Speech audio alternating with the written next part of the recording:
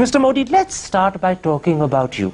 In the 6 years that you've been Chief Minister of Gujarat, the Rajiv Gandhi Foundation has declared Gujarat to be the best administered state.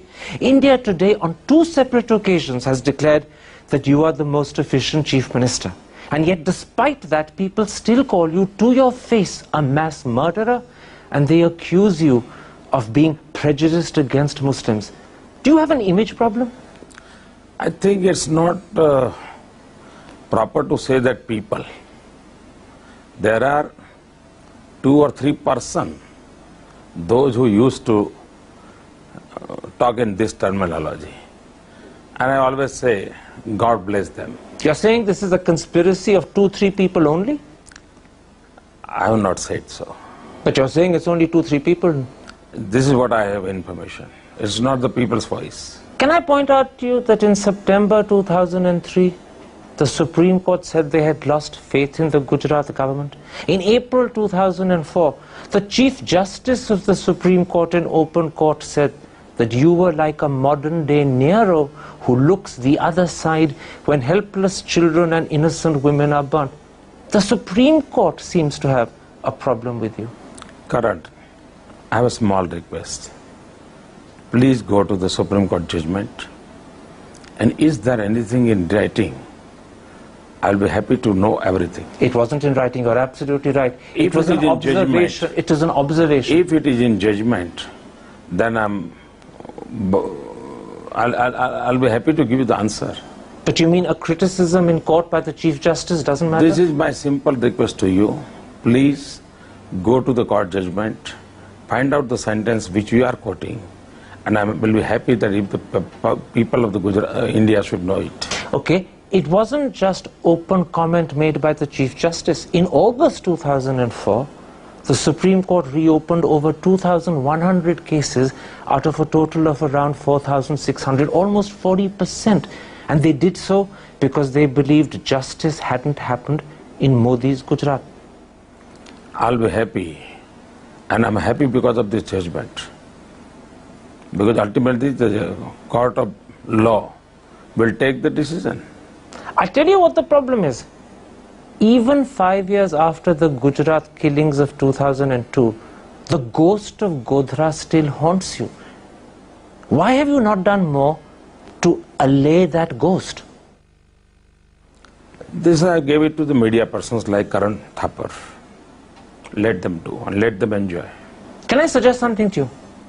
I have no problem. Why can't you say that you regret the killings that happened? Why can't you say that maybe the government should have done more to protect the Muslims? What I have to say, I have said at that time, and you can find out my statements. Just say it again. Not necessarily I have to talk about the in 2007 everything, what you want to talk.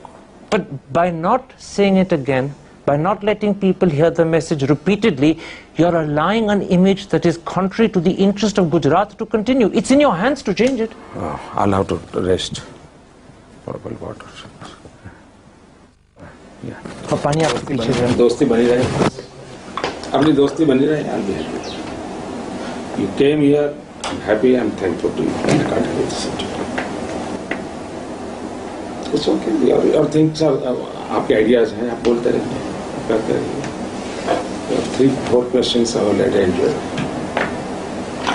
So I can't. But Modi sir, Please. Modi sir. कल देखो मैं दोस्ताना संबंध बनाना चाहता हूँ. आप उसको कोशिश कीजिए. मुझे एक चीज समझाएं सर.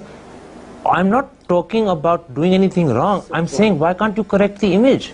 देखिए आपने this is not the time. उसके लिए आपने 2002 में मुझे मिले होते, 2003 में मिले होते, बस आपको.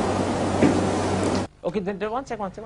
And to talk about that aborted interview, we have Karan Thapar here in the studio. Karan, it's not the first time that Modi has been asked the question. But the fact is, it's a different election this time. There is no perceptible wave.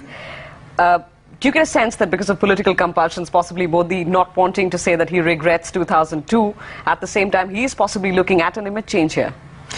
I actually don't know why Mr. Modi stopped the interview. I wasn't at all rude. There was no aggression in my voice. I was asking a question not so much about Godhra, but about the way Modi is perceived and the image problem he has. And it seemed to me this was an opportunity for him to address an issue, to lay to rest a ghost that's been troubling him for 5, if not 6 years. And rather than use that opportunity, he suddenly stopped the interview. And all I can guess, and it is a guess, is that either I touched a sensitive point, a raw nerve, or maybe somewhere along the line, I worried him because he said to himself, maybe this interview is going to get worse and worse and I must anticipate a bigger problem and let's stop it now. I'm not sure which it was, whether he got scared that it would get worse or whether I touched a raw nerve, a sensitive point, but whatever it was, the reaction to me seemed hugely disproportionate to what I'd asked. Right. It could have been an interesting interview. There are many points that you could have possibly covered. The whole image change that Modi appears to be attempting gradually over the few years. The Gujarat development story that he's been talking about at various fora. Absolutely. In fact, when the interview ended, I said to him that my intention was to go on to talk to him about the trouble he was having within his party, the dissent, Keshubhai Patel in particular. I wanted to talk to him not just about his achievements, and they're fairly substantial achievements, we must grant that, but the criticisms his own MLAs make of those achievements so that he could reply to those. And those were things I think he would want to talk about. But for whatever reason, whatever cloud came across the horizon, he ended the interview, and I spent a whole hour trying to persuade him thereafter to go back and be sensible and redo the interview, but he simply would not agree. Well, it could have been an interesting interview. Karan Thapar, thanks very much for sharing that with us.